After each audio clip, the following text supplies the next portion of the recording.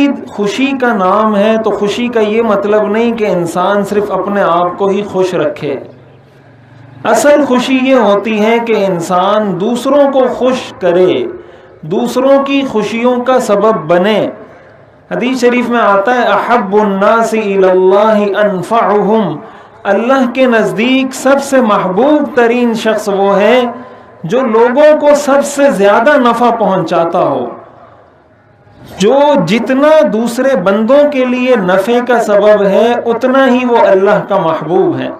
حدیث شریف میں آتا ہے من نفس عن مؤمن کربۃ من کرب الدنیا نفس اللہ عنہ کربۃ من کرب یوم القیامہ، جو اس دنیا میں کسی مسلمان کی ایک پریشانی دور کرنے کا ذریعہ بن جائے اللہ تعالیٰ اس سے قیامت کی پریشانی کو دور کر دیں گے.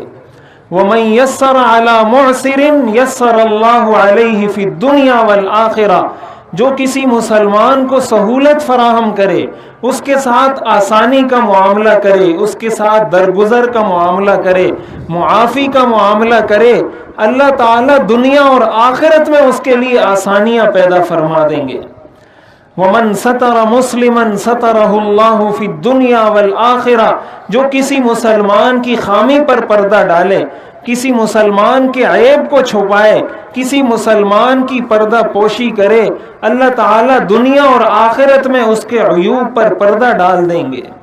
واللہ فی عون العبد ما کان العبد فی عون اخیہ، اللہ تعالیٰ اس وقت تک اپنے بندے کی مدد کرتے رہتے ہیں جب تک وہ بندہ اللہ کے بندوں کی مدد میں لگا رہتا ہے. اس لیے اس عید کو صرف اپنی ذات تک، اپنے گھر کی خوشی تک محدود نہ رکھیں، اپنے آس پاس دیکھیں.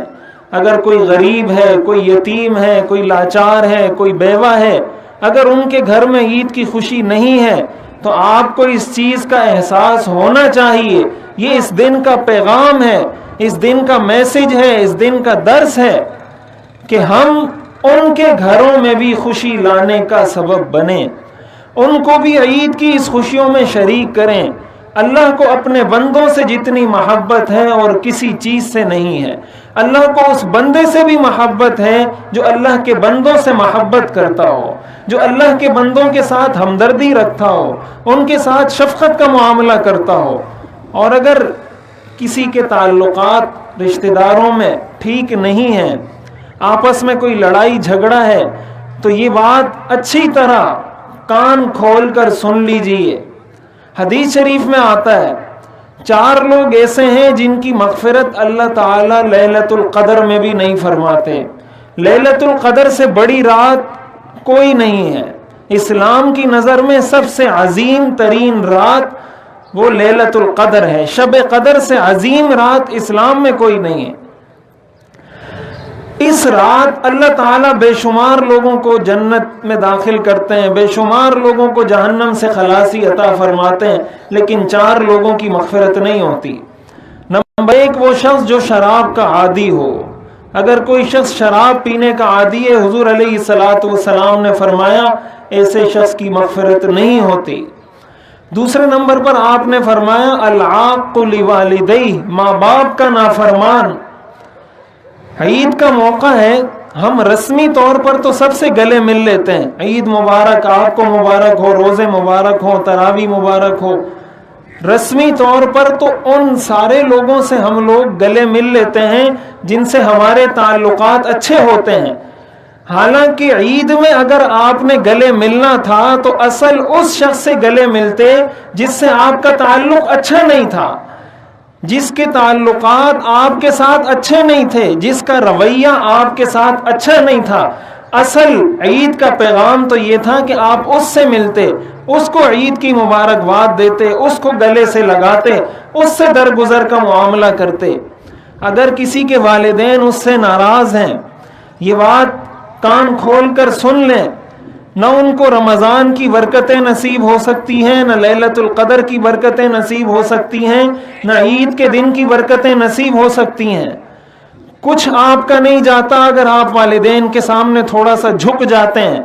یہ وہ والدین ہیں جنہوں نے ساری زندگی آپ کی تربیت کی ہے، آج کا نوجوان تھوڑا سا اس میں جوانی آتی ہے، تھوڑی سی قوت آتی ہے، وہ اپنے والد کے سامنے ہاتھ اور مکہ لہرانا شروع کر دیتا ہے، اپنی ماں کو گالیاں دینا شروع کر دیتی ہے۔ عورتیں، خواتین، بیٹیاں، آج کل مائیں اپنی بیٹیوں سے پریشان ہیں۔ حضور علیہ الصلوۃ والسلام نے قیامت کی نشانیوں میں سے ایک نشانی یہ بتائی ہے، ان تلد الامۃ ربتها، کہ عورت اپنی مالکن کو جنے گی، یعنی بیٹیوں کا اپنی ماؤں کے ساتھ سلوک ایسا ہوگا جیسی ایک مالکن کا سلوک اپنی باندی اور نوکرانی کے ساتھ ہوتا ہے۔ ہماری بیٹیاں، ہماری بہنیں، ہمارے بیٹے، ہمارے نوجوان اس چیز کا ادراک کریں، اس چیز کو محسوس کریں۔ آج وہ آپ کے والدین ہیں، کل آپ بھی والدین بنیں گے۔ یہ وہ چیز ہے جس کا بدلہ اللہ تعالیٰ دنیا میں انسان سے لیتے ہیں۔ اگر اپنے والدین کو ناراض کیا ہے، مغفرت کا اس کے علاوہ اور کوئی سامان نہیں کہ اپنے والدین سے معافی مانگیں، ان کو راضی کریں، ان کو خوش کریں، تاکہ آپ کو بھی عید کی حقیقی خوشیاں نصیب ہوں اور ان کو بھی عید کی حقیقی خوشیاں نصیب ہوں۔